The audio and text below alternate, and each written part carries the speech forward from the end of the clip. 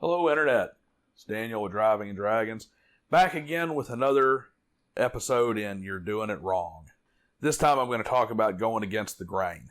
And what I mean by going against the grain is when you have a campaign that is presented by your game master or one shot or whatever the case may be, and you choose to do an antithetical character to that theme, how to do it properly. On the 280ZX today, we're going to finish up the fuel pump and the fuel pump bracket, most likely get those done. And I'm going to have to get off my butt and get some more footage and do some more work out there. I still got to install the starter. Been having trouble getting the correct part located and shipped over for this vehicle. Otherwise, I'm going to run out of footage here soon for the background of these videos. And really, we want to get that car on the road so we can get back to driving in Dragons instead of wrenching in Dragons. So what am I talking about when I say an antithetical character? What I mean is when you want to do something that is the opposite or near the opposite of what's being presented in the campaign. And there's good ways and bad ways to do this. And more often than not, I see it done wrong. And now, there is a bias to this. And I'm not talking a bias like what I think versus what you think.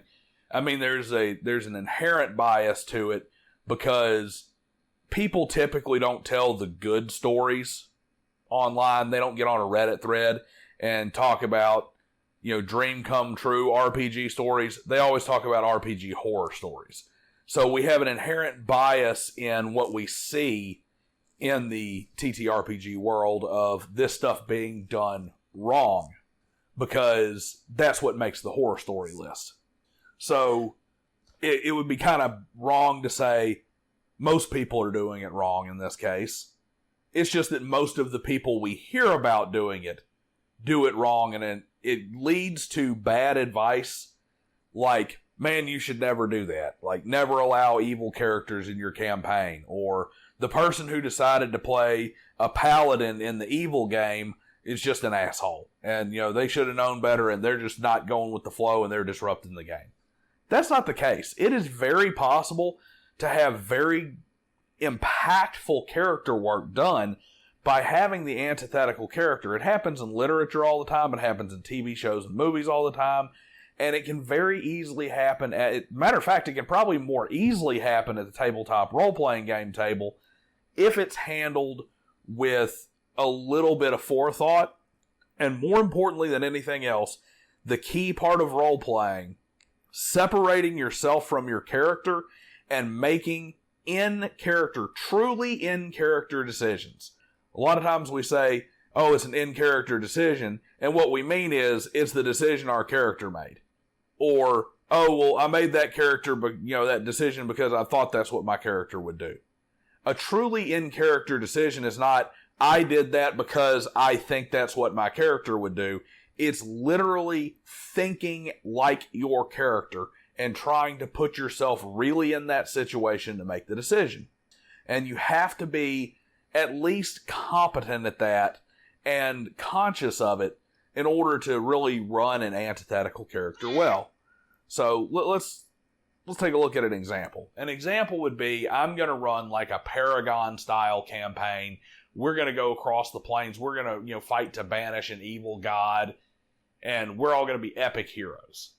But one player is going to play an evil character, or is going to play a cowardly character, or an apathetic character who doesn't care about these big world-spanning issues. Maybe it's a greedy character, only cares about wealth for himself. Kind of like Han Solo starts out in A New Hope. All he cares about is his money. All he cares about is getting paid. He doesn't care about the big rebel cause, and then later in the movie, of course, he turns around and he joins the rebel cause on principle instead of just on reward. He starts as an antithetical character, or at least in the vein of an antithetical character. The problem you get, and I'm going to use the example, this came from an RPG horror story, or a Dungeons and Dragons horror story, that was read by Luke over on DM Layer. It was one of those RPG horror stories, and the guy was in a grim, dark, evil world where people were very amoral, as a whole, and he's like, well, I'm going to play this Joan of Arc character. This really good character, bounty hunter, really virtuous person.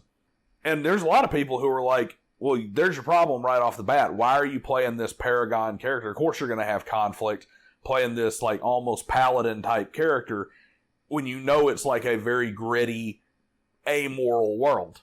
The problem is, and where the horror story came in, is he did it wrong. He was trying to steer the campaign into a more lawful, good direction and ended up getting into fights and ended up getting into a fight with the rest of the party. He was trying to drive the campaign away from it. That is not how you do antithetical. That is how you do asshole and disruptive. You don't go into a game when somebody says, hey, I'm going to run a grimdark, violent, amoral world. We're all going to be deep in the gutter. We're going to be a lot in the gray area. We're going to make questionable decisions. And then you say, oh yeah, I'm going to join that game. And then you pull out your pen, your paper, and your dice and you say, I'm going to roll a character to fuck this up because I'm really not interested in playing that kind of game. If you're not interested in playing it, don't play it. Don't just make a character to go screw it up. So how do you do it right? The way you do it right is you have to exist in the world. So I'm a good character. I'm looking at it through the lens of good as a whole, good as a general thing from a neutral state of mind, good in what Forgotten Realms would call good, for instance, or what the baseline game would call good. And I'm going into this very amoral, dark, evil world. And it's just going to be a massive clash. What you have to say is, if I'm a good person who lives in this amoral, terrible world where, you know, everybody's bad, everybody's out for themselves, there's very evil people, murder is common, you don't survive in that world by running around trying to tell everybody that they're doing wrong and trying to force them into your way of thinking and fighting every morally questionable thing that comes across your path. That's how you die. That's how you get killed. That's how you get targeted and imprisoned. That's how that world crushes you. A good character in a world like that has to be somebody who has learned not only when they can let something slide, what's worth fighting, what's not fighting, picking their battle, so to speak, but also is somebody who has to know how to operate within that world while still maintaining their personal integrity and their personal morality. They're not going to do it by swinging their long sword and forcing the party members to turn against the entire world by themselves. Or they're just going to get everybody killed, or they're going to get killed by their party members who just look at them and say, you're not worth having around. The juice ain't worth the squeeze to have you in my party. I'll go get somebody who's equally selfish and evil that I understand better, who has the same abilities as you, and bring them in. When you do an antithetical character, you have to do it within the world that is presented of the game. You have to think, if I were a good person raised in a horrifically evil world in like just the slums and the ghetto and the gutter, how much slums, ghetto, and gutter, how much evil slaver world is going to color the way I think? It may not color my actual actions in the end, but what's it going to do? Is it going to make me bitter and cynical?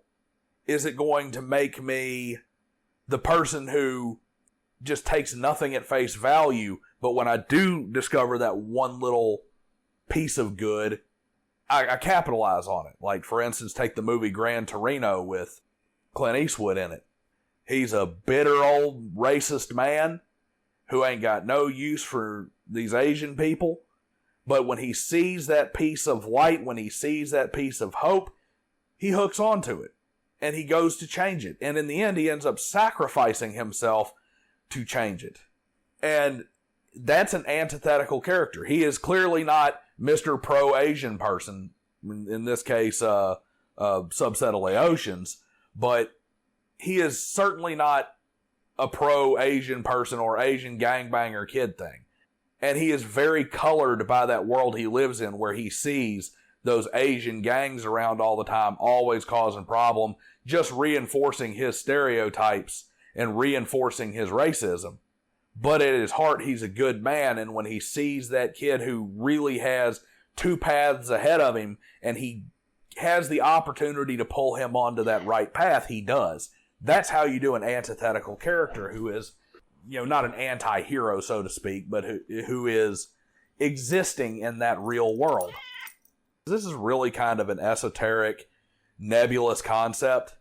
But if you're going to play an antithetical character, let's say the whole group says we want to play evil, you don't want to really play evil, you go to the game master and you either say, hey, this game's not for me, call me when y'all do something different, it's just really not something I'm interested in. Or you go to your GM and you say, hey, I don't really want to be evil myself, but how can I be a good person in this game? How can we fit me into the campaign? And how can I be the shining light in the darkness, so to speak? How can I be the tragic soul who's too good for this world and still fit into the party? And most of all, when these situations run up, I think to myself, is this a rational decision that somebody in this world would make? If this is the kind of evil that is evil to us today, like for instance, let's say it's slavery. If I come across a slave pen in Waterdeep, I'm going to bust it open. I'm going to get the slaves out. I'm going to fight the slavers, because that is an evil that is outside the realm of what is generally accepted, and you're going to have enough people in that world of the Forgotten Realms to step up and fight the evil slavers with you.